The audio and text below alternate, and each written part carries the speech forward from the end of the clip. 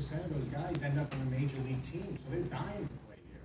So, you know, you're dying to get your stuff shown and work. So you want to see it working here. You should be inviting us all the time to come see your stuff. So anyway, the example of putting a card up there, I wanted to see how many people could go running up to start submitting now, because that's kind of how it works. It really does. And we want to find you, and until we find you, yes, it's good to pester us so that we know you're another card. That's why you got to be first. I'm ready for that. I just needed to see. I needed to wait until it was done. But I was going to give you my email address so that you all have it, and you can do more stuff. Do you have a pen? Anyway, it's simple. It's Alexa at alexamodels.com.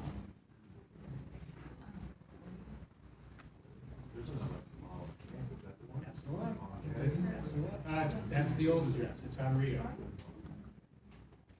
All right, so thank you. And whenever you need to leave. All right. So Anna, if you would, you're French, and you've done a lot of stuff in LA. So could you just sort of speak to, because I know that we have sort of like an international group here. We always have folks from, last night, just the people that I was speaking with, we had Russia and China, and it was like the UN.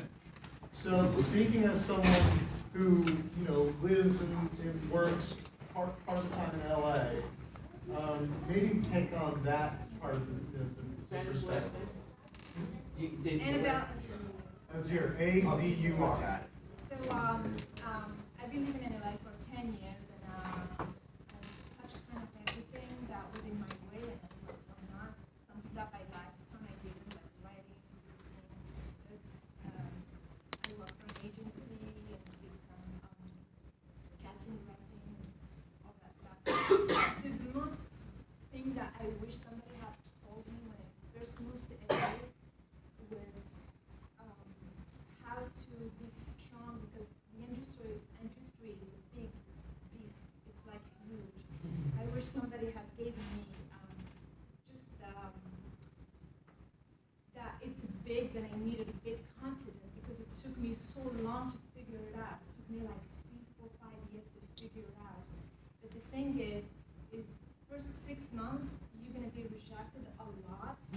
First year, you're gonna be yelled at lots. Yeah, like and most of people that I met that I've worked with and had quit, they quit because they were rejected.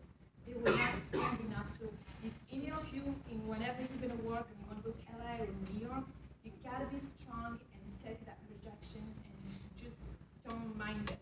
Do not mind it. So that's one of my biggest advice I could give is be strong to be part of it. And also, it's big industry, but it's small circle. Do not be difficult to work with. You can be difficult when you're big, like really big. Yeah. Turn off the cameras immediately. I worked. Is he your friend? I worked in so many projects with so many people, and they were really difficult, and I just never want to see them again. Instead of calling them back, but I always call back the people that are like humble and wanting to work and really working their heart. So don't be difficult, just be humble, and that's. Tell them about the.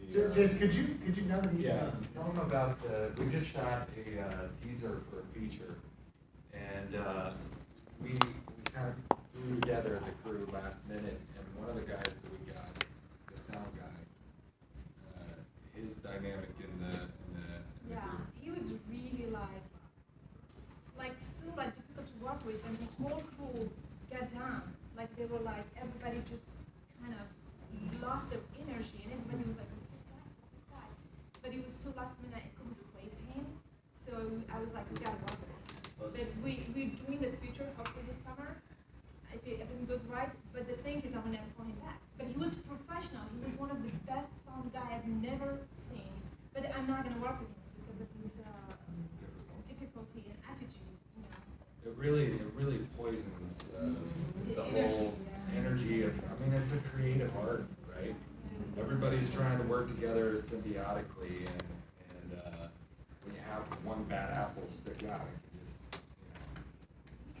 ruin the rest of Would you the. say that, what were you the producer director for that project? I wrote it and produced it, yeah. Okay, well, would you say that confronting him about his attitude would have been a wrong choice? Was he I lost did, in? but he was really difficult. Then it was, at the end I was like, you can't work with people like that. It was a case, I had to just work with him.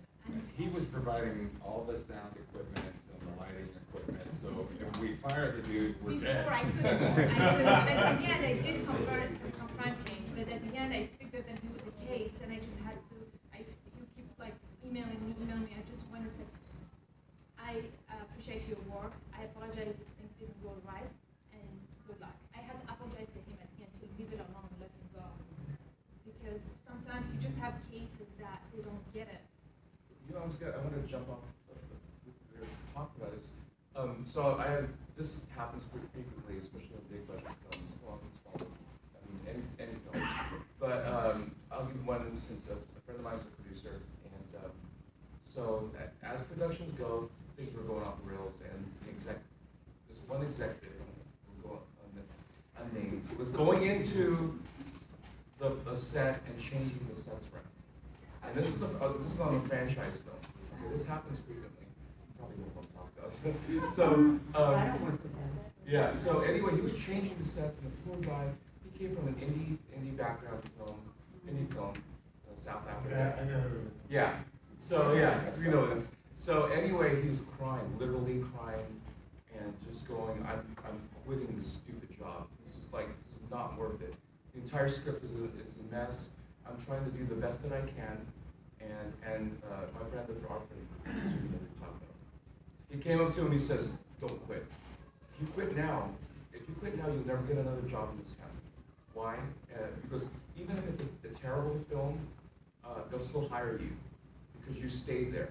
Okay, they're going to hire you because you're dependable and you're going to take the crap. Okay, that's the key. That's something that I didn't understand before. That you're talking. You have to do it.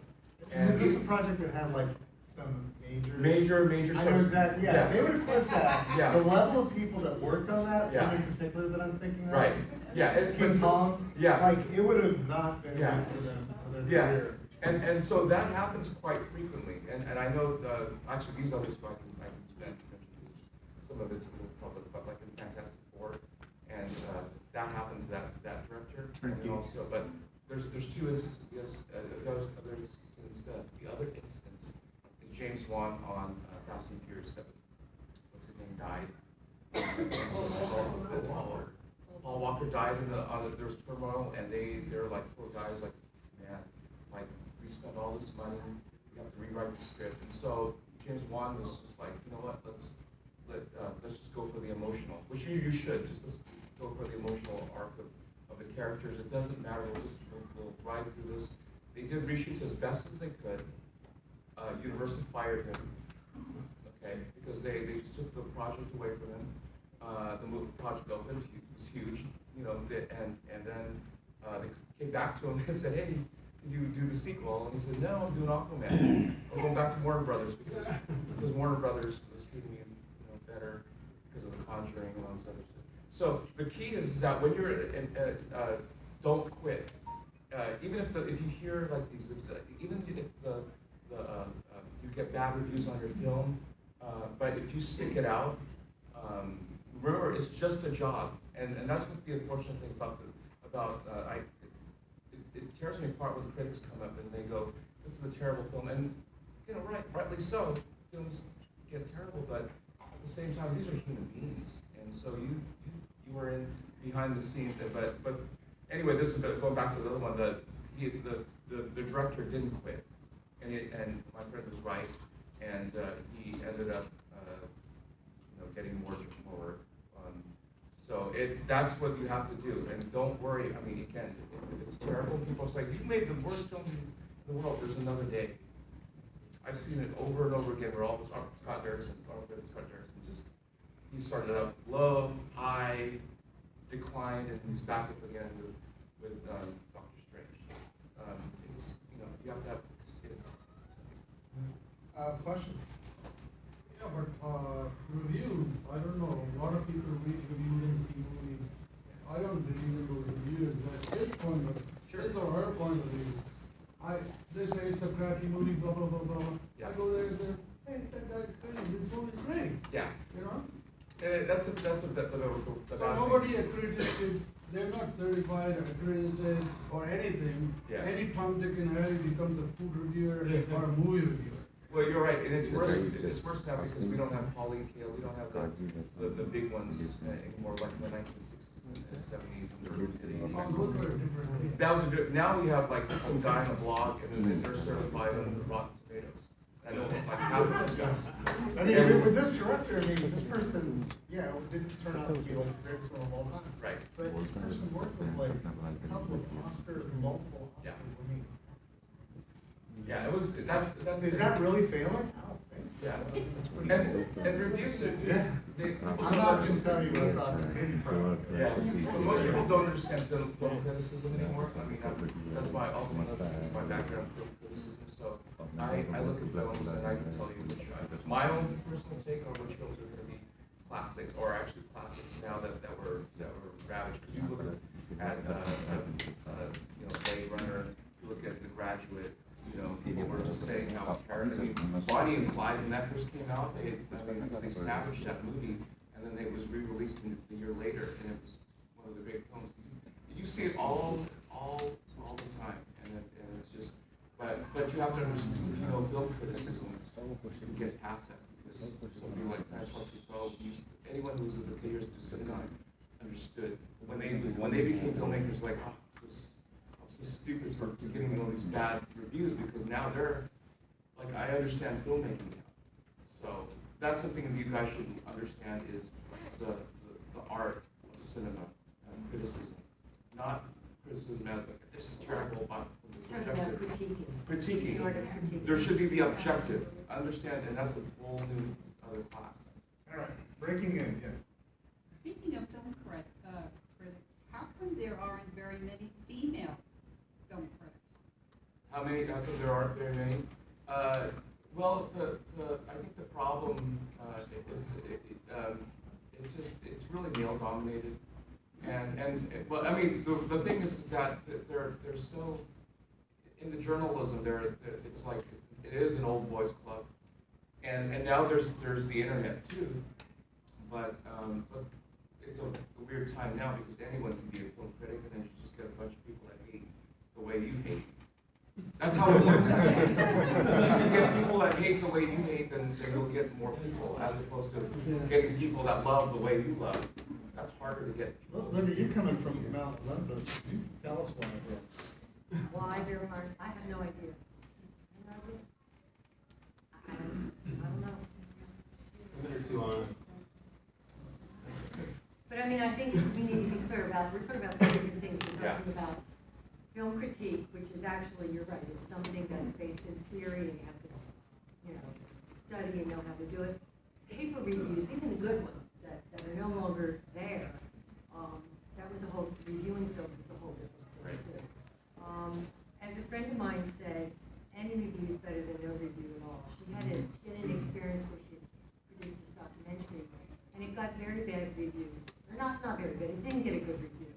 And they were doing a public screening to raise some money for the film, and to continue making the film and stuff. And so they blew up, somebody who helped her blew up the review and put it in front of, on a tripod as they're entering, and she was devastated.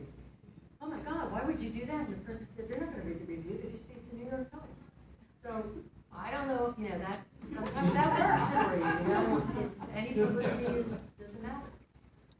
But I wanted to get back to something we were talking about, breaking in. One advice that I will say is, whatever job you take on a set, this is kind of in collaboration with what you were saying, do the best job you can. I had an experience years ago where I was shooting a feature, and there was a guy who was driving me to the set every day. I was on location. And he kept bugging me about he wanted to be in the camera department. But I had heard terrible things about him. He was in craft service and they fired him. Then they put him in some other things, they Could fired you just him. go back to that? He got fired from Crafty? So, and then the whole way that he was driving me to the set, he was saying to me, like, I really want to work in the camera department. So I'm pretty blunt, and I turned to him and I said, you know, I gotta tell you, I've heard nothing but bad stuff about you. From craft service, from wardrobe, and, you know, now you're driving me to the set and you're telling me you want to be in the camera department. Why would I hire you? And he said, well, I did a bad job in those departments because I really didn't want to be doing that. I wanted to be working camera.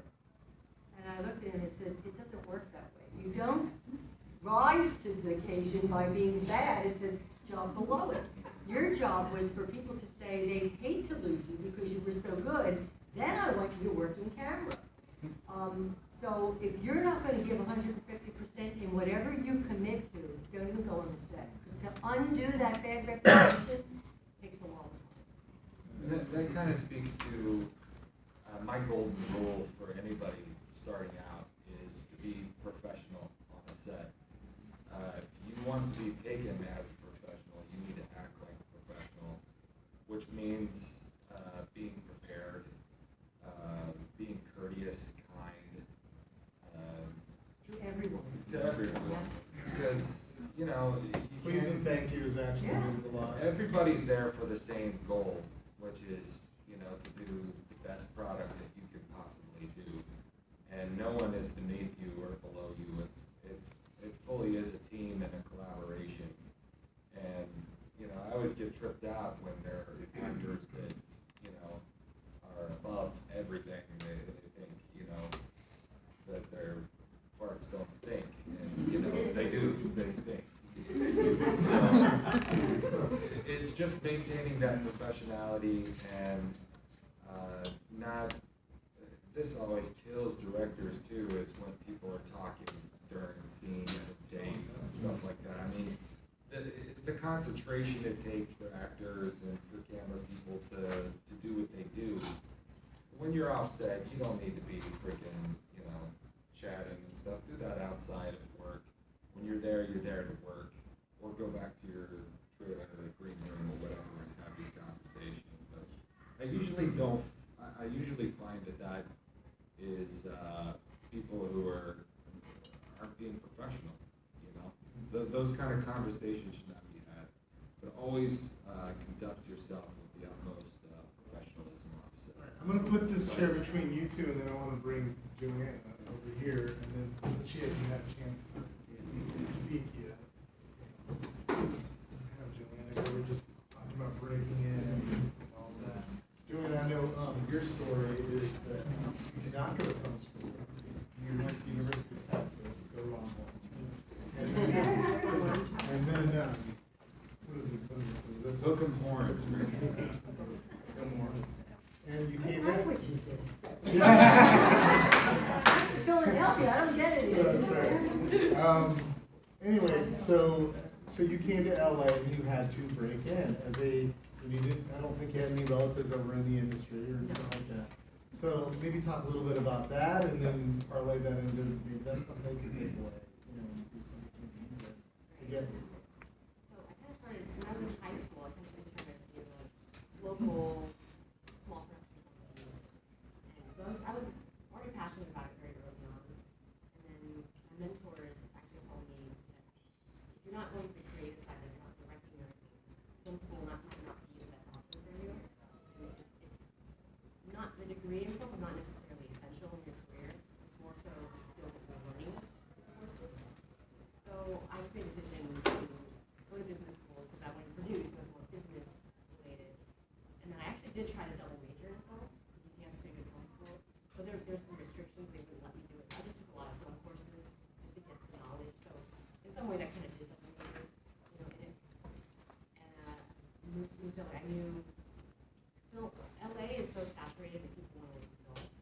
And it's not like other professions like in the business world or the medical professions where they seek you out, you know, fly you out there and you might be like recruiting you early on.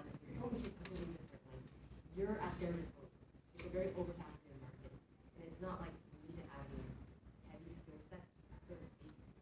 So I knew that I kind of had to move out there. Like things happen so quickly, like assistant boss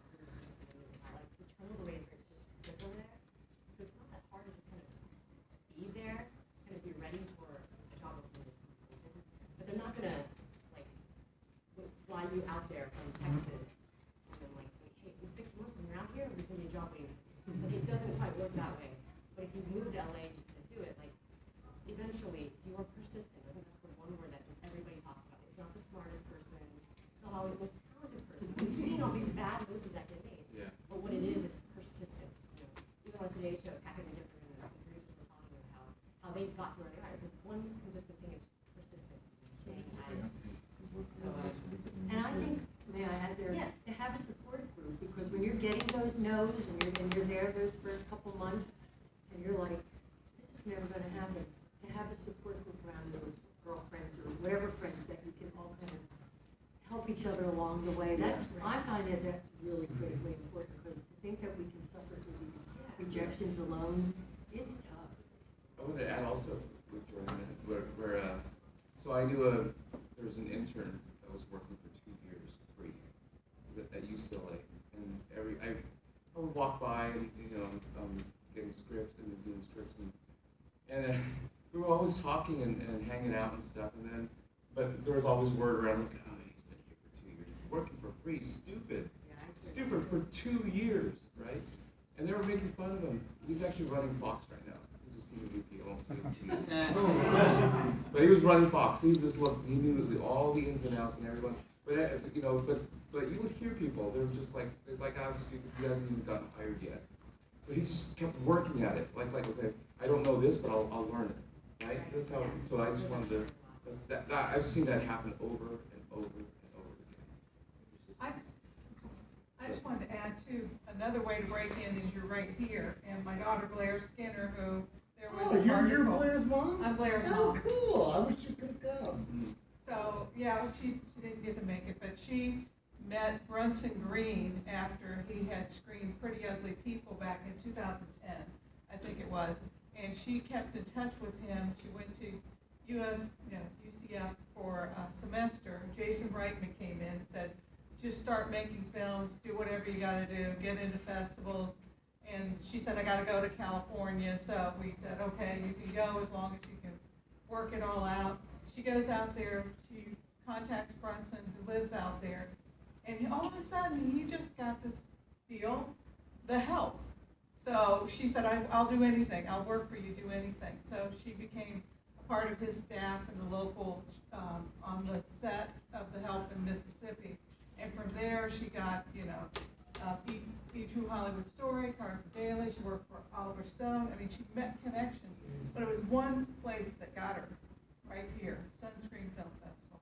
You don't know who you're going to have a connection with, and some of you are sitting here. So I just say, don't forget that you're in one of your best places to be Thank you for saying that. I mean, I just want to say that was what I did, but I also want to say, like, not everybody has the money and the resources to just hop on a plane to LA. And there are resources that you can do locally, right here, that's a perfect example. And it's almost better, like, 'cause I started in Texas. In Texas, you can be a bigger fish in a small pond. And in LA, if you just land there, not knowing anything, you can be very overwhelmed, because you are. Water, I can hold that. So there's no rush to know. I'm just saying that was my experience, what I did, but I'm not telling everybody to after that. Absolutely. And Blair now is working on multi-winning Transparent Yeah, for one of the bigger producers in LA, Victor Shoes and Sweetheart. But she started, Yeah. Brunson was here and created an Academy Award-winning film after screening basically within a year of being here. So, I mean, she went to an Academy Award-winning film on her first job, and then met, her connections on the crew. And it was from all the same things you said, from being responsible, from being likable, on time, asking for extra jobs that she could do to help, whatever she could do. And she met all of her connections. She didn't have to go on to film school from there. They even told her that, the crew that she met. And now she works for Amazon Studios Transparent. So, Did her short horror film that she did help her get her foot in the door? I'm sorry? Did her short horror film that she did help her get her foot in the door? That also helped, yeah, because she did a film that was screened here as well, Relative Eternity. But she did that on her own after The Help. She used the money that she saved from The Help to make her own independent. I know Blair worked with her a couple of years ago. Yeah. All right. Yep. Yeah, back to, recent, you know, you guys moved out to LA, you know, like for, you know, when you get into, writing programs and, be a writer's assistant and everything. Well, that's for television. Yeah, Not for television, but, then, using that as an example, how do you explain, all the writers and everything that, and the assistants and everything that's blowing up in Atlanta right now, or in Georgia, or, Well, those are other key cities, but you're right, you can go to Atlanta and Georgia, you can go to Atlanta. That's a hotbed of stuff that's going on right now, but it's only because there's a creative behind it. What's his name? Tyler Perry. Tyler Perry helped build that. I mean, a lot of that he wanted, you know, he used his influence to actually create something in Atlanta, and so that's why there's more creative. Other places, it's because it's more production heavy and tax credits, and so you don't have like that face of a person that's, you know, that's bringing in other creatives to create. So that's a little bit different. But overall, though, still in LA, if you want to get in television, that's the best way to, you know, to get into Los Angeles is for television. But as a screenwriter, you know, just submit to the Nichols Fellowship. Nichols Fellowship is one of those things where it's Nichols, right? Yeah, there are a couple of screenwriting contests that actually move the needle. There are a ton of them out there, but as far as I'm concerned, there are only a few that actually move the needle to help you get. Because I remember when I was an exec, we get all these. To be honest with you, when I was like faking it a lot. When I was an exec, I literally did not know. We talked about this. It's like I had no idea. I was like freaking out. Like people knew more than I. I mean, they had grown up in the industry. Nobody told me that. That's one thing to understand is that people grew up in the industry and they knew everything, and they would make you know that you didn't know anything if you were an outsider. But yeah, the fellowships are really good because they'll give you notice. Here's the thing, you're not writing a screenplay to sell it. I know that sounds weird. You're not writing this is an emphasis. You're not writing the screenplay to sell it. You're writing a screenplay to get attention so that you're going to get on a writer's list. That's important because most of your screenplays will not get sold because they don't fit anywhere in what the studios want to do, unless they're indie films and then you raise your own financing. What you want to do is you want to create a screenplay that says, whoa, I have a voice and I can contribute to Transformers. I can contribute to the Marvel Universe. I can contribute to the games or anything. That sort of thing. And going back to what you had said, how you lived in Texas and you went to acting school there and everything, and how the main priority coming in an actor, whether it be in an indie film or in a big production, you're going to hear no a lot, and that has a tendency to build down or wear down on your confidence.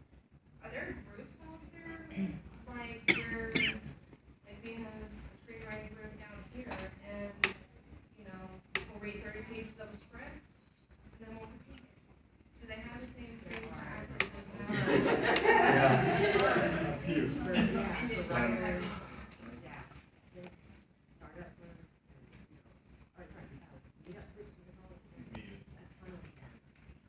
I had a joke once with a people in a restaurant in LA.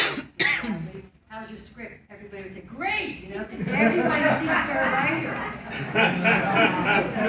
There's the places to be seen, the best places, but you always want to be around the best people.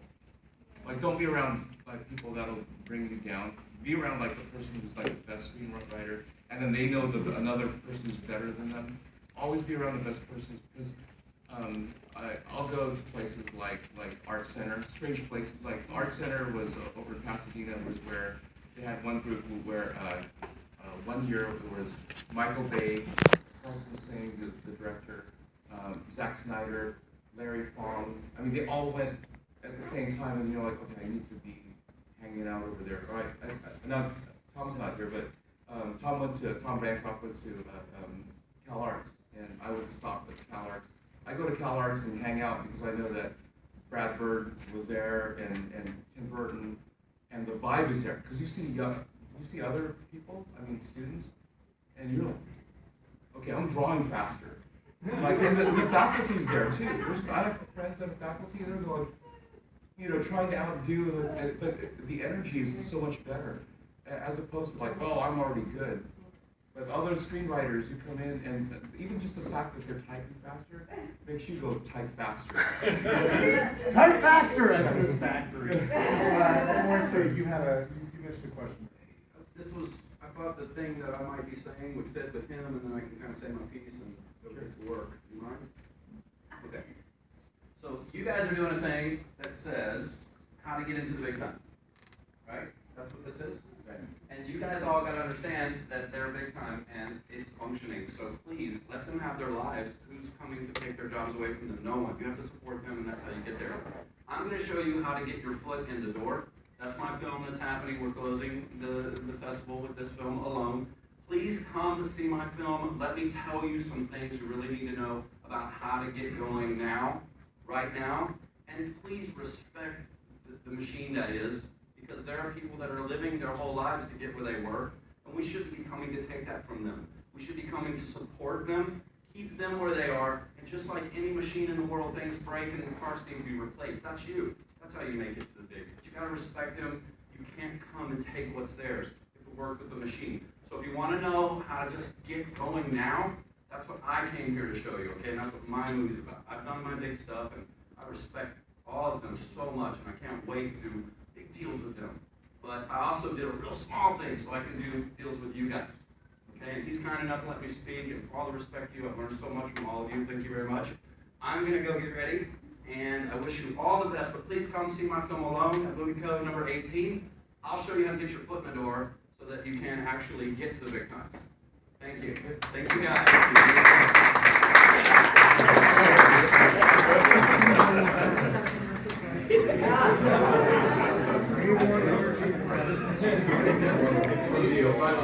As far as breaking in from the director standpoint, breaking into the studio system, one of the other panels, the top 25, they said their top 25 list. Top 25 directors. That was Robert. Okay. But I can also, Okay, there's a top 25 list, right? Of directors, and all the other categories, but director, I would imagine that list is probably long, it's probably a top 100, or whatever. How do you get on the list? If you have a lot of, you're a director, you have a lot of successful independent films. Do the studio powers that be eventually start looking at that? Oh, I just- Consider you for that list? I just had I have conversations with producer friends of mine about this very same thing. So there's indie people that want to stay indie, and you'll always stay indie. You're gonna have that attitude.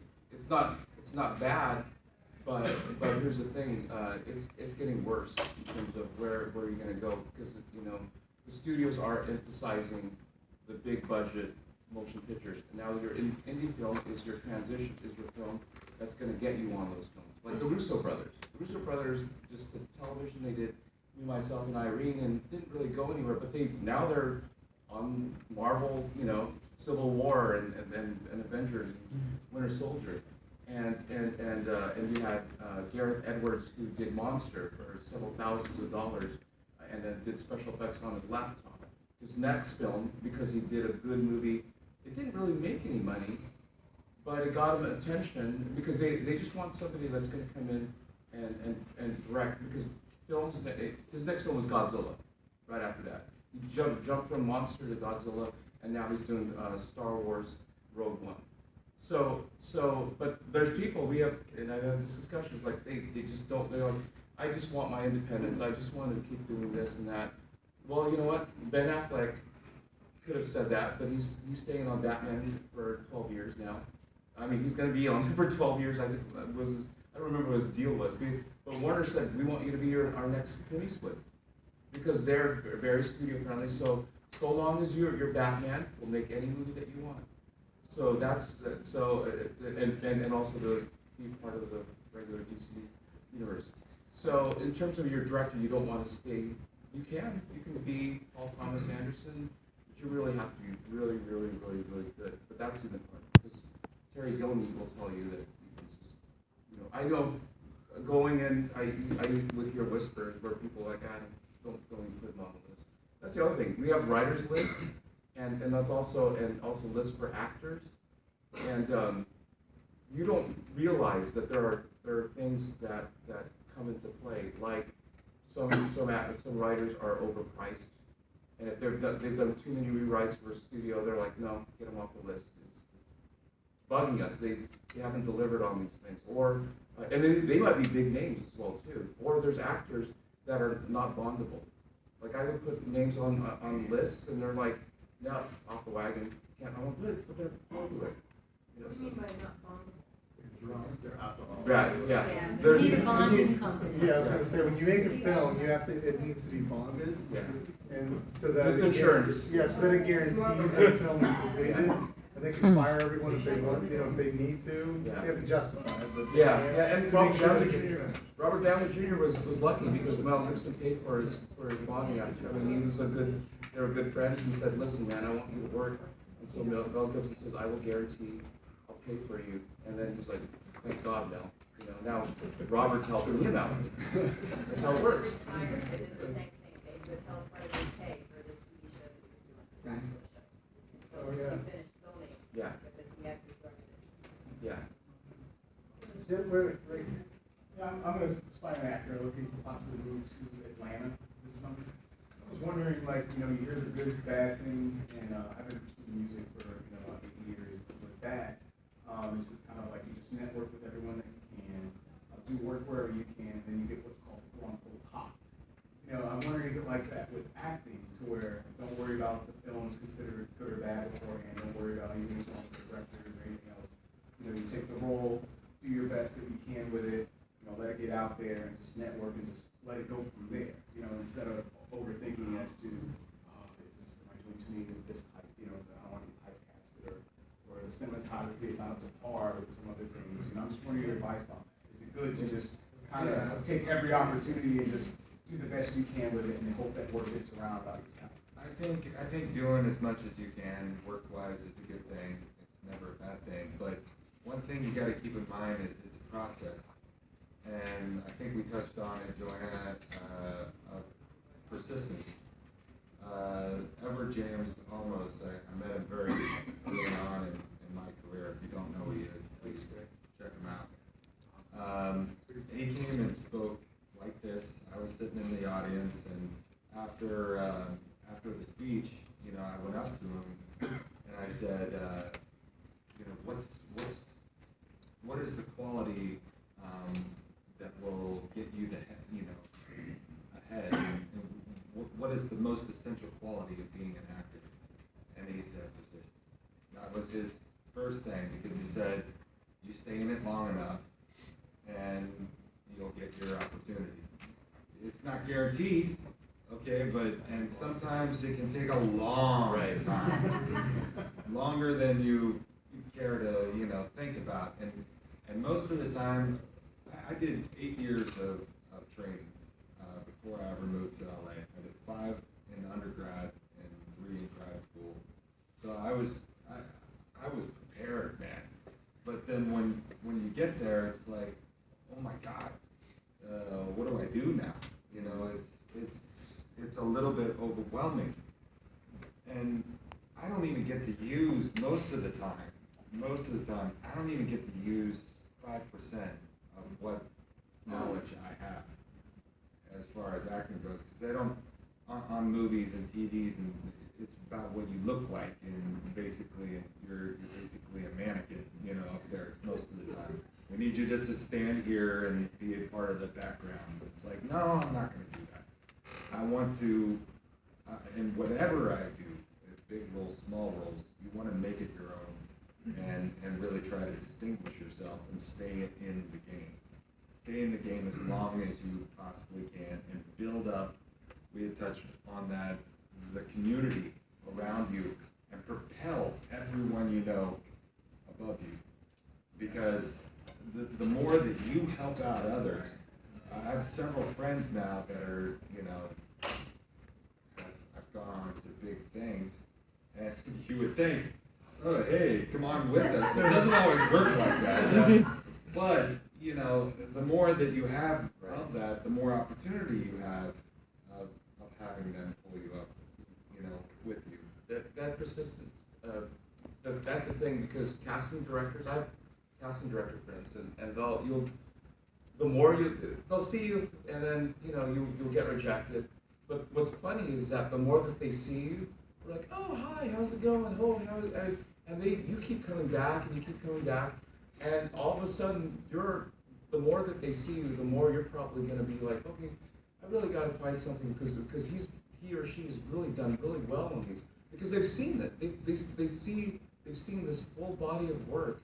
They've seen you at your best, and then all of a sudden, but if you come up and you're like, man, this is terrible person. But you keep coming back and like, she's getting really good. She's getting really better. Next thing you know, that's how people actually get through it. So that's a little. I auditioned 21 times for CSI before I got appointed. 21 times. I was like, oh my God. Every time I got the call to go in for CSI, I was like, all right, I'm not getting the role again. But, you know, I would still do my homework and prepare and come in, thank you very much, and you're gone. And one time they were like, wow, that was really good. Okay. Yeah. As opposed to like earlier, we were like, man, you got better. Yeah, it's like, really? Did I really get better? This was my worst, actually, right? The 20 times before, there wasn't one time that I was right for the part, really? But you just gotta stay with it. You can't let it discourage you. And in LA, it's really brutal. They can be, they'll, you know, sometimes, they won't always do it to your face, but they'll call your agent if you know, you think you gave like this great performance, and then they'll call our agent and say, man, he was really bad. I don't know what he was doing, if it was nerves or, you know, he was terrible. I'm like, oh man, really? And you gotta take it. You gotta take it and say, okay, what am I doing wrong? What do I have to break something down here? What, are they just, maybe they're just full of crap. I don't know, maybe there's some kernel of truth to it. Maybe I shouldn't drink before. Yeah. Maybe. Or you should drink. One time I auditioned for Big Love, and I hadn't done an audition, and you know, I've been doing it for a while. It's like 6 months since I've been on an audition out of town, and the day up, I was so excited for it, right? And I go to Starbucks and I'm running over my lines and I'm just pounding the coffee. And I finally get in the room and I'm literally typing like this. And I finished, and the casting director called my agent and said, wow, he's really good. Man, he was like nervous. And they gave me the part, oddly enough, which usually doesn't happen, but you know, that's the thing. You gotta have your process and don't let the nerves get to you. Don't drink coffee. All right, Anna, your last word, because we gotta wrap it up. Sometimes also you will get rejected by the director, casting director. Like you will be like, one of the times, like we had one that told you, oh, you're so wrong for this role. What are you doing here? Literally, like my agent sent me here.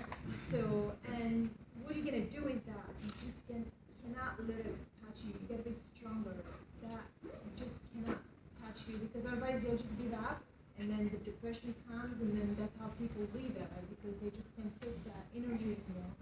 So you gotta be stronger, and nothing should touch your mind anymore. Can I just want to say Keep one more going. All right, Leo, I said Anna was last. This is sorry, Anna, I didn't mean, because you. I'm done. Okay, I sorry. think that we got it. No, it's good, sorry about that. I didn't mean to that's bad, because it's like, we shouldn't be doing that kind of stuff, interrupting you. We talked about that the other time. So anyway, I was gonna say it. Yeah. Now Joe's gotta go last. Right. No, but Joe's got the last. This was really important because, I would get, we would get our, like, we have a lot of scripts that come around, and you start reading, and you hear what's called coverage. So if you guys don't know what coverage is basically the cheat sheet for every producer who never reads anything. So they can go, oh yeah, this is what's wrong with this and this is what's wrong with that. Because they never read it. Nobody has ever read your script. Somebody else read your script so that they can look like a genius. But, so I was looking at coverages for friends of mine who were up for we're looking for writers and everything. And it was horrible, I had one friend who, his script, people were telling me, yeah, he's really hot. And he's doing a big project with me now, right? But at the time, it's like, I'm like, oh great, this is, I'm gonna go tell my boss, it's like, he's, so-and-so's really hot right now. You get the coverage back, it's like, every coverage stinks. This guy sucks. They're like, I was told he was awesome. But it was only one executive that actually loved him, and everybody else in town said he sucked. It was terrible. I look bad on it. But here's what's funny. Now he's a big director, and everybody loves his screenplay. But I saw that over and over again. I saw coverage from Quentin Tarantino where people like literally wrote the most profane things, like this guy should never work. This is horrible. He literally couldn't type. There's scripts I saw where I was like, oh yeah, he's got dyslexia. Oh, why did he turn it in? That was before he hired, I forgot, there's this woman that he hired to type this. Yeah, it was like this treasure trove of awesome stuff where you go, wow, they really hated. I mean, I would have been crippled by if I saw what Quentin Tarantino went through. People literally said he should be killed, murdered.